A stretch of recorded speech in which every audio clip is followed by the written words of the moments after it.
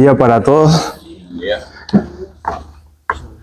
Gracias a ese por la introducción del tema. Casi que diríamos que lo podíamos dejar pasar a la oración directamente. Muy completa la revisión del término de salud emocional. Me interesa mucho, siempre me gusta mucho la imagen de este aspecto que vemos de la salud integral como las patas de una mesa, ¿no? Por lo general tenemos mesa de 4 patas, hay otras de menos patas, pero por lo general son de cuatro patas. Y si una pata no está cumpliendo su rol o no está, digamos, dentro de esa mesa, la mesa empieza a flaquear, ¿no? No empieza a cumplir su trabajo, digamos, que es ese balance o ese equilibrio, ¿no? Y muchas veces hacemos énfasis o vamos más rápido a ciertos aspectos, a ciertos elementos de la salud, como puede ser la alimentación o el ejercicio, o a veces vamos derecho a la parte espiritual y a veces no contemplamos la salud emocional o el aspecto emocional como esa pata, digamos, que tiene que ver con nuestro crecimiento, nuestro desarrollo y también los vínculos que formamos con los demás. Y se produce a veces esto, ¿no? Podemos gozar de muy buena salud física, espiritual, pero tal vez nuestra parte emocional no acompaña, digamos, ese crecimiento armonioso, ¿no? Y me gustó muchísimo el enfoque de estos 10 días desde ese lugar, de salud integral y de promoción de la salud, ¿no? Muchas veces abordamos la temática desde la prevención de enfermedades y nos centramos, hay una diferencia muy grande entre la prevención de enfermedades y la promoción de la salud. La prevención de enfermedades podemos centrarnos en aspectos que tienen que ver más con determinadas cuestiones puntuales de enfermedades o tratar de recuperarlas o tratar de buscar esos elementos que nos ayuden a tratarlas. Y la promoción de la salud implica aquellos elementos que podemos practicar que nos benefician a corto, mediano y largo plazo en nuestra salud. Entonces, por ahí es importante esto, el desarrollo muchas veces en el ejercicio, en la alimentación, en el aspecto espiritual, que tiene esta mirada a largo plazo, ¿sí? Que beneficia en la actualidad, pero tienen la mirada a largo plazo. Y me gustó mucho el enfoque que trae estos 10 días, porque lo enfoca desde la psicología positiva. ¿De qué hablamos cuando hablamos de psicología positiva? Hubo un cambio muy grande dentro de la psicología que se produjo ya hace unas décadas atrás. La psicología siempre se enfocó en estudiar el tratamiento o aquellas cuestiones que tienen que ver con las emociones en los desórdenes emocionales. La depresión, la ansiedad, aquellas emociones negativas, de ir a fondo, invertir mucha cantidad de dinero en investigar, en estar a fondo con esas emociones para descubrir, bueno, de qué manera funciona en cada uno y de qué manera lo puede tratar cuando estamos atravesando por ellos, especialmente en los desórdenes emocionales, ¿no? Cuando ya tenemos algún trastorno o hay algo que ya nos afecta. Sin embargo, algo que había dejado relegado la psicología es el estudiar las emociones denominadas positivas. Aquellas emociones que tienen un impacto en nuestra salud y que nos benefician. Y de alguna manera había puesto este énfasis, ¿no? en más que nada la prevención de las enfermedades y no tanto en los aspectos que la promocionaban la salud. Entonces empezaron a investigar, ¿no? Y hubo un estudio que fue muy importante que se dio, no precisamente lo hizo un psicólogo, sino un médico epidemiólogo. Estudió a un grupo de monjas, hermanas de la congregación de Notre Dame en Francia, que estaban, digamos, internas allí, las monjas, ¿no?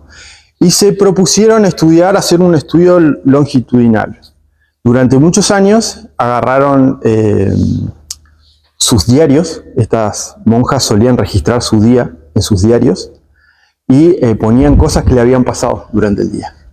Escribían, bueno, hoy me pasó esto, me pasó esto, me pasó esto. Durante 15 años se estudiaron.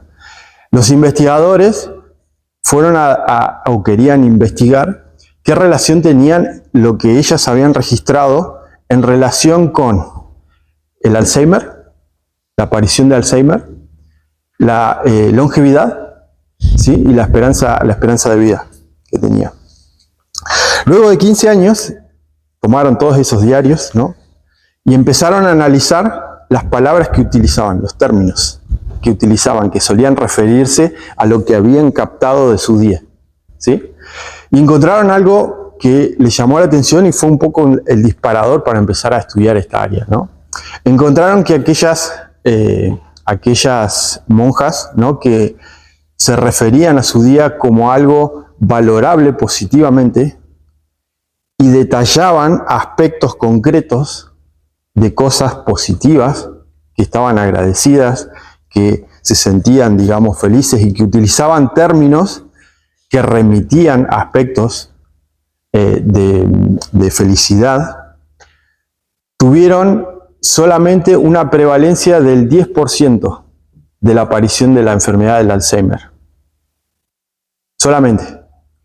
El resto del porcentaje lo tomaron aquellas monjas que no tenían detalles de su día a día, lo registraban de manera ambigua y utilizaban términos que no hacían llamar la atención sobre aspectos positivos.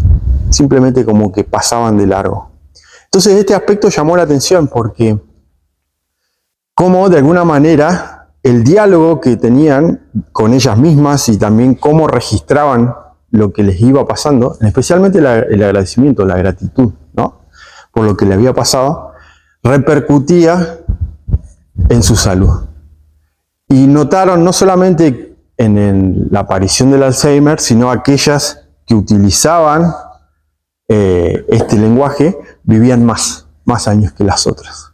Solían aparecerle muchas otras enfermedades al resto de la población. Entonces fue algo interesante esto que ellos notaron. Hay algo en torno a nuestro diálogo, en torno a experimentación de determinadas emociones que nos afectan nuestra salud, que de alguna manera nos permiten, digamos, desarrollarla, nos permiten ampliarla, ¿no? Y se abrió esta línea de investigación, ¿no? Y un poco la revista nos hablaba de esta investigadora Barbara Fredrickson, que fue junto con Martin Seligman uno de los pioneros en el campo de la psicología positiva.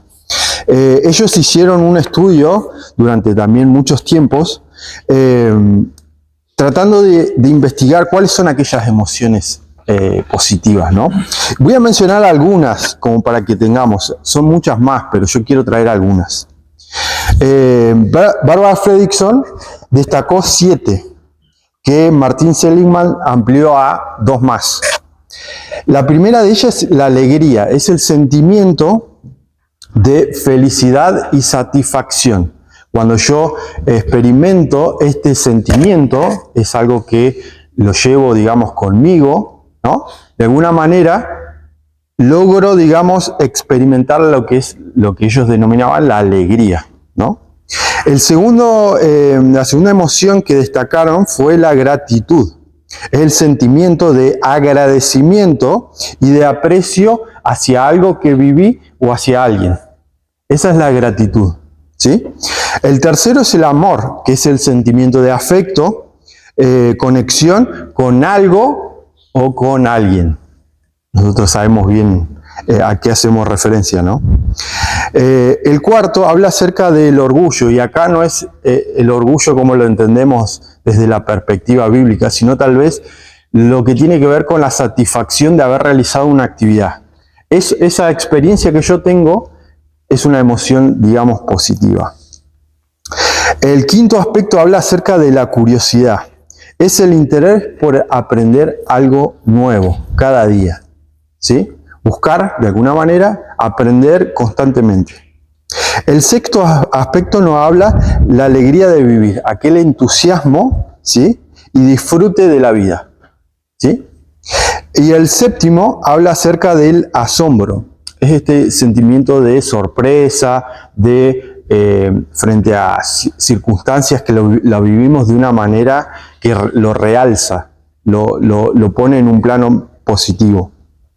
Y Martin Seligman destacó dos aspectos importantes más, que habla acerca de la experiencia del flow. No sé si alguien lo escuchó hablar. La experiencia del flujo tiene que ver con aquellas actividades, seguramente nosotros las realizamos, tiene que ver con aquellas actividades que pasamos tanto tiempo haciéndolas que perdemos la noción del tiempo de lo que estamos realizando. O sea, estamos tan involucrados en esa tarea, nos encanta, nos gusta y nos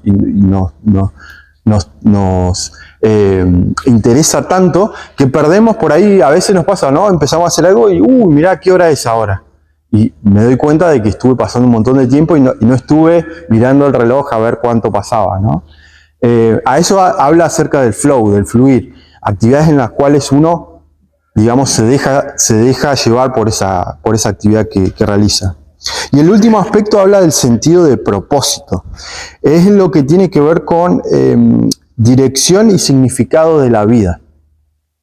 Cómo nosotros orientamos y damos este sentido muy parecido a lo que es la esperanza, ¿sí? La proyección hacia el futuro de lo que determina mi experiencia en el presente, ¿sí?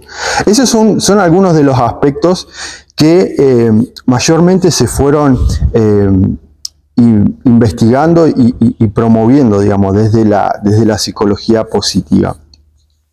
Me parecía interesante por ahí destacar, antes de pasar por ahí, algunas citas que me gustaron muchísimo del material de la revista, que hiciéramos un pequeño ejercicio. Tratemos de imaginar, tomarnos un ratito, que no salga de manera automática. ¿Cuáles son aquellas cosas que nosotros realizamos que nos producen una sensación de bienestar? Puede ser una actividad, una conexión con alguien que nos haya pasado o sea en el día a día nuestro, que nos da mucha alegría, que nos da mucha satisfacción, que nos producen emociones positivas. ¿Se animan a contar algunas que hayan experimentado? Yo, mientras ustedes lo piensan, a mí me gusta mucho la lectura y me gusta leer en silencio y especialmente en lugares donde hay naturaleza, ¿sí? Esa experiencia de estar conectado en ese momento, ¿sí? Leyendo en un lugar de naturaleza, en ese ambiente, para mí produce un bienestar, me gusta. Me produce una sensación interna, ¿sí? De bienestar. ¿Hay alguno de ustedes que identifique alguna de estas experiencias? A mí me pasa lo parecido a ustedes, ¿no? El año pasado tuve 2 meses donde pude cambiar el turno tarde en mis horarios, un trabajo, ¿no? Y el trabajo era demandante a tal punto de que volvía tarde a casa y no podía leer, ¿no? Entonces, me empecé a sentir como una necesidad, ¿no? de hacer eso, y buscaba el tiempo y me di cuenta de que no puedo pasar un día sin aunque sea leer una página o leer algún párrafo, ¿no? Es una necesidad que tengo y no me cuesta hacerlo, ¿no? Se sabe en eso del fluido, que uno lo hace y puede pasar horas y lo disfruta, ¿no? La lectura. Bien. Alegría. Me decías, alegría, ¿no? Alegría. Eso creo que el ir siendo consciente de esas cosas que pasan nos empiezan a acercar a esta experiencia de las monjas. A ser agradecidos, a experimentar el bienestar de cosas que nos van pasando, a pesar de las emociones denominadas negativas. De hecho, la revista destacaba que un aspecto de las llamadas emociones positivas es el factor protector frente a las emociones negativas. Nos ayudan a regular o gestionar mejor las emociones negativas cuando experimentamos. Un ejercicio que a mí me pareció muy interesante de empezar a practicarlo y que iba en esta dirección, lo vi que lo promovía una parte del departamento de la Universidad de Montemorelos, en México, que se llamaba el Diario de la Gratitud. Daba un pequeño diario, ¿no?, en donde nos invitaba a hacer un ejercicio que iba en 2 líneas. En primer lugar, cada noche anotar 3 cosas, ¿sí?, que me pasaron ese día. Tomarme un rato que tenía en mi, antes de dormir, y visualizar puntualmente por qué estoy agradecido, ¿sí? Agradezco por esto, por esto, por esto. Bien puntual, ¿sí? Y el segundo ejercicio que proponía es agradecerle a otro. Agradecer por una acción que el otro hizo, pero de manera explícita. No agradecerlo de manera general, agradezco por tu vida, no. Agradecer por algo concreto, ¿no? La práctica del agradecimiento, ¿no?, que muchas veces desde nuestra perspectiva bíblica tiene que ver con Dios y la relación que tenemos con Dios, establecerlo también en un plano horizontal, ¿sí? Agradecer a otro, agradecer al que tengo al lado, ¿no? Y esa sola práctica, sostenida en el tiempo, trae unos beneficios enormes. Empieza a poner en perspectiva toda nuestra vida, porque empezamos a destacar estos aspectos positivos que los dejamos de lado, ¿no? Y pensaba en esto, ¿no?, de las emociones negativas y las emociones positivas, ¿no? Nosotros experimentamos emociones que tienen que ver con diferentes respuestas ante situaciones, ¿sí? Muchas veces las denominadas emociones negativas tienen que ver con esa respuesta, ¿no? Una reacción de miedo, una reacción de ansiedad, una reacción de vergüenza, ¿no? Tienen que ver con un otro y una situación en particular, ¿no?, que produce una determinada respuesta en nosotros, en nuestros pensamientos, en lo que sentimos en nuestro cuerpo y en qué hacemos con eso. ¿De qué manera nos comportamos? ¿Qué hacemos inmediatamente? Es interesante el hecho de empezar a hablar de este aspecto sin de alguna manera catalogar, porque por ahí se confunde el hecho de ser positivo o negativo como algo a lo cual me tengo que acercar y alejar, ¿no?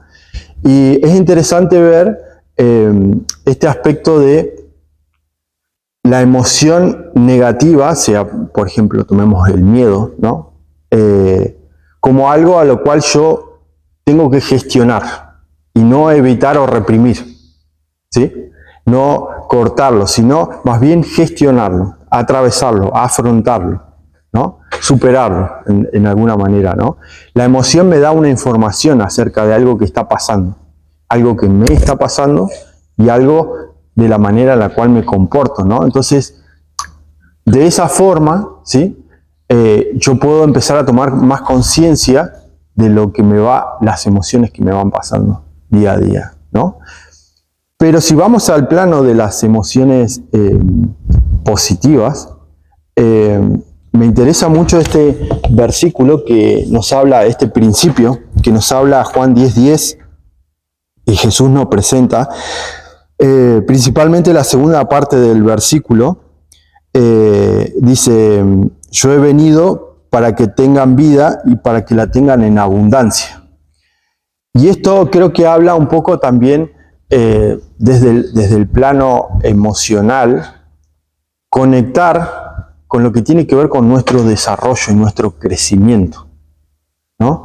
Dios nos da la vida para que la experimentemos en abundancia, para que la expandamos, para que vayamos a vivir, digamos, lo mayormente posible, ¿no?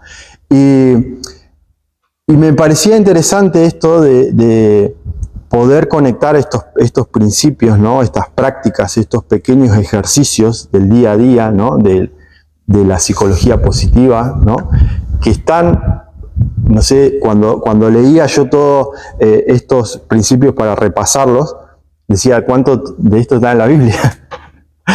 Es la Biblia, ¿no? Solamente que ahora le damos digamos, otra cobertura, digamos, y lo vamos confirmando desde otro lugar. Pero son principios y prácticas que nos ofrece la Biblia en este sentido, ¿no? Y cuando empezamos a practicarlos, cuando empezamos a ser conscientes, cuando empezamos a caminar en ello, sentimos que vamos conectando con esta vida en abundancia, vamos conectando con nuestro desarrollo, vamos conectando con nuestro bienestar, ¿no?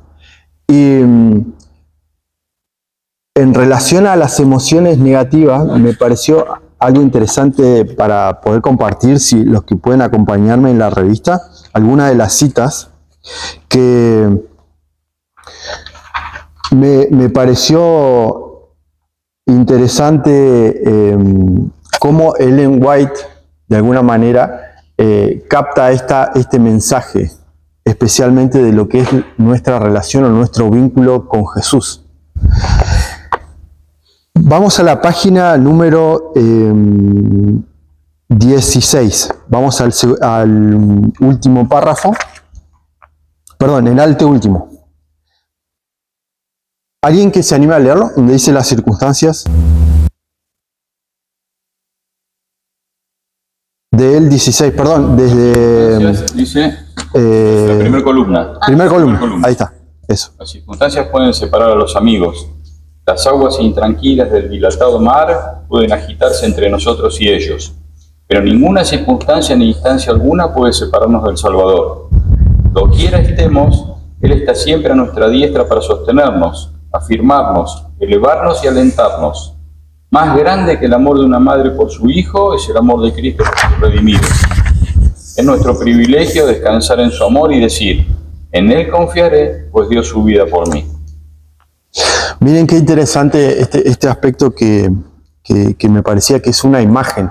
Nosotros recién en nuestro ejercicio hablamos de esa imagen o esa experiencia interna de bienestar, ¿sí?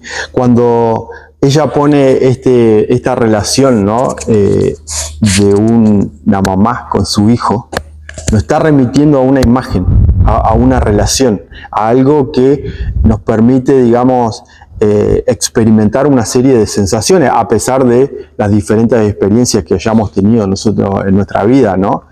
Pero la imagen de la mamá con un hijo nos remite esta sensación de cuidado, de seguridad, de protección, de amor. Y precisamente yo pensaba, ¿no? Cuando nosotros experimentamos emociones negativas, ¿qué es lo que más estamos necesitando en este momento?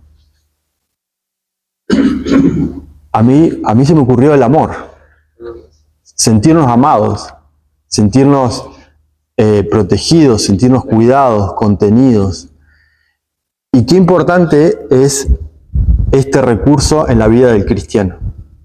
Sentir que tenemos herramientas para poder gestionar nuestras emociones, pero tenemos una relación que las trasciende, que va mucho más allá, que nos amplía el horizonte de vivir en abundancia, ¿no? Y esa experiencia, aunque negativa, aunque aparentemente, digamos, displacentera o que no nos reporta beneficios, podamos, a través de esa relación amante con Jesús, ir en esa dirección de poder gestionar, de poder ampliar y vivir en abundancia. Otra de las citas, la siguiente, donde dice el pueblo de Dios, ¿quién se anima a leerla? El pueblo de Dios tiene muchas lecciones que aprender. Tendrán perfecta paz si conservan la mente fija en Él, que es demasiado sabio para cometer errores y demasiado bueno para hacerles daño. Deben captar el reflejo de la sonrisa de Dios y proyectarlo sobre los demás. Deben tratar de ver cuánta luz pueden derramar sobre la vida de los que los rodean. Deben mantenerse tan íntimamente cerca de Cristo que puedan sentarse junto a Él como si fueran sus hijitos en dulce y sagrada unidad. Nunca deben olvidar que, porque reciben el amor de Dios, están bajo la más solemne obligación de impartirlo a los demás. De este modo, podrán ejercer una influencia de regocijo que sea una bendición para todos los que estén a su alcance e ilumine su ser. Vuelve a poner este lenguaje, ¿no? Si ponemos nuestra mente fija en Él, si somos conscientes día a día y nuestras emociones las ponemos en la perspectiva de la presencia de Jesús día a día en nuestra vida y nos mantenemos nuestra mirada fija en Él, ¿sí? Empezamos a caminar ese camino emocional desde otro lugar. La sonrisa de Dios. ¿Qué le remite una sonrisa? Alegría, disfrute, paz, satisfacción, ¿no? Y proyectarla a los demás. Habla un poco esto, recibir para impartir. Recibir para impartir. Me gusta muchísimo este lenguaje que ella utiliza porque habla con una ternura, de hecho habla, seamos como sus hijitos, y lo dice en diminutivo, ¿no? Hijitos, no nuestros hijos, ¿no? Que busca esa mirada más amplia, ¿no? Sino esa relación tierna de un padre o una madre amorosa en ese encuentro, ¿no? Con sus hijos, ¿no? Y por último, quiero destacar el párrafo donde dice Jesús lo ama, como para cerrar. ¿Quién se anima a leerlo? Jesús lo ama y me dio un mensaje para usted. Su gran corazón de ternura infinita lo anhela. Le envía el mensaje de que usted puede recobrarse de los efectos causados por la trampa que le tendió el enemigo. Puede recuperar su autorrespeto. Puede llegar al punto de considerarse no un fracasado, sino un conquistador, por medio de la influencia elevadora del Espíritu de Dios. Aférrese de la mano de Cristo y no se suelte de ella. Bien, hay un aspecto hermoso que me parecía importante destacar, ¿no? Cuando nosotros a veces experimentamos estas emociones negativas o estamos, digamos, en esas circunstancias, ¿no? Tendemos siempre a estar conectados desde este lugar, ¿no? De fracaso, de... Sí. Y lo que yo he notado es que las negativas a veces despiertan las positivas. En aquello que, en el concepto de Dios, que podemos caernos, pero también podemos levantarnos. Y aquel dicho que dice, si la vida te tira al suelo, levántate con una lección. Entonces yo creo que a veces, porque a mí me satisface la creatividad. Me siento bien cuando estoy haciendo algo creativamente, ¿cierto? Y la investigación. Y a veces hay frustraciones. Pero uno tiene la posibilidad que dentro de esa frustración encontrarle la solución al tema. No quedarse con la frustración. O sea, el hecho ese de te tira al suelo, te tenés que levantar con la lección. No quedarse en el suelo, porque podemos caer, y evidentemente caemos, pero también podemos levantarnos, no quedarnos en el suelo. Gracias Miguel. Noten ustedes el lenguaje que utiliza. Somos conquistadores. Hay una realidad que nosotros no experimentamos o podemos acceder a experimentarla a través de la fe. Una realidad de la cual tal vez mis sentimientos me indican lo contrario. Pero noten ustedes que cuando yo estoy atravesando estas situaciones en las cuales me considero un fracaso, estoy frustrado, no conecto con esa realidad de la cual sí soy parte, conquistador en Cristo Jesús. Y eso creo que es importante, el vehículo que aporta la fe. Poder acceder a esa realidad estando en una realidad en donde mis sentimientos me indican distinto. Y sabiendo con los ojos de la fe de que soy amado, aceptado y querido por Dios. en cada circunstancia, ¿no? Acceder a esas experiencias en esos momentos son claves importantes y recursos importantes que tenemos los cristianos, ¿no? Y me parecía interesante esto de este repaso. Quedan muchas más cosas, pero no quiero tomar mucho más tiempo para que pasemos a la oración. Tomar esto de estar más consciente de estos aspectos de bienestar positivos en nuestra vida, de poder empezar a practicarlos. En especial, la gratitud, el perdón, y empezar a poder conectarnos y poder establecer también a través de nuestra red de relaciones en la iglesia como un vehículo para poder practicarlos también en comunidad, no solamente de manera individual, sino también entre todos los hermanos poder conectarnos desde ese lugar. Así que bueno, eso era un poquito lo que quería compartir para este día.